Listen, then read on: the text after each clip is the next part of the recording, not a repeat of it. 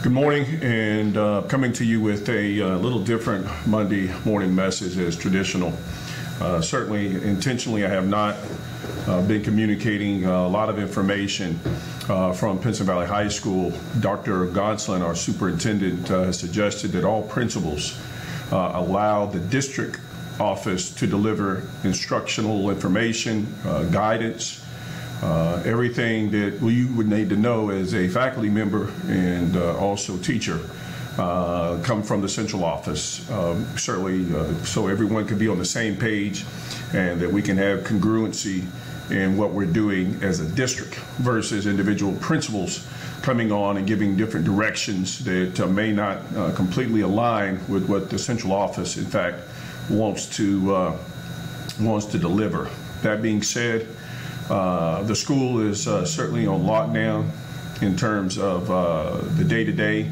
I'm here certainly in an effort to make sure that things are in place, but the most of the interaction that I have with anyone is certainly on whether it be a cell phone or WebEx, Zoom, all of the various opportunities, much like now that I'm doing a video to try to deliver some information. I can tell you that I will be speaking with Dr. Shelley Vale Smith. She is the Deputy Superintendent of Curriculum Instruction. I know that's the biggest push right now, is to see how we're going to be able to survey to see which students have access to internet and also a device, and then which students do not. And those students who do not, from the central office, that there will be packets, as you probably have been hearing, put together looking at Anchor standards only, and then we're going to find a way, the best way to deliver those packets to those students in an effort to make sure that they have what they need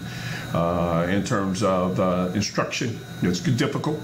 These are very uncertain times, unfortunately, moving forward. All we can do is continue to pray for our loved ones, pray for our family members, pray for one another, pray for the students, not only here at Pinson Valley, but throughout the United States and the world for that matter. So I just want to be very brief and not try to give you too much information. I am speaking with, again, Dr. Shelley Vale Smith, along with other high school principals this afternoon. From there, we will have a clearer picture as to how we're going to go about delivering this method of instruction. And then from there, we will be able to turn that information back around to you, so you will know exactly what's going on in terms of moving forward. And certainly May 31st, that all grades will be finalized, and certainly moving forward there.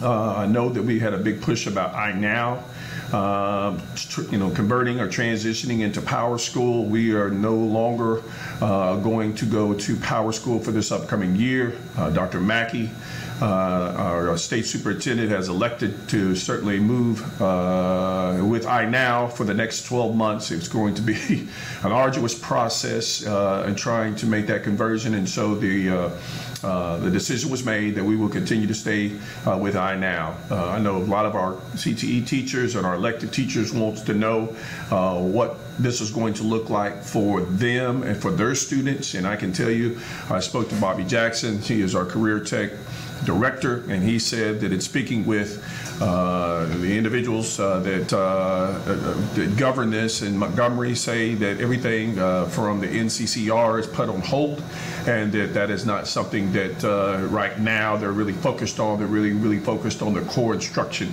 So electives, again, all that would be tabled until we get obviously some additional information. I can tell you that we had a cleaning service here over spring break, so I had the privilege of spending a lot of my spring break here at the school. Why no less than 40 or 50 individuals were in and out of classrooms doing a cleaning of your room. And certainly we want to ensure that the COVID-19 situation, obviously we do our due diligence in trying to ensure that we have cleanliness and that when we are able to get back into school, that you guys can come back to a classroom, that you have no reservations of whether it's been cleaned in the way that it needs to be cleaned for that matter. Certainly, if you are 11 or 12-month employee, you will be working from home. I will be reaching out to individuals for information, which still we were able to complete the master schedule for the most part. I think there's a few tweaks. So I know that I met with teachers, department heads more particularly, in an effort to make sure that we had teachers in the right places, and certainly the number of courses that we need for each student.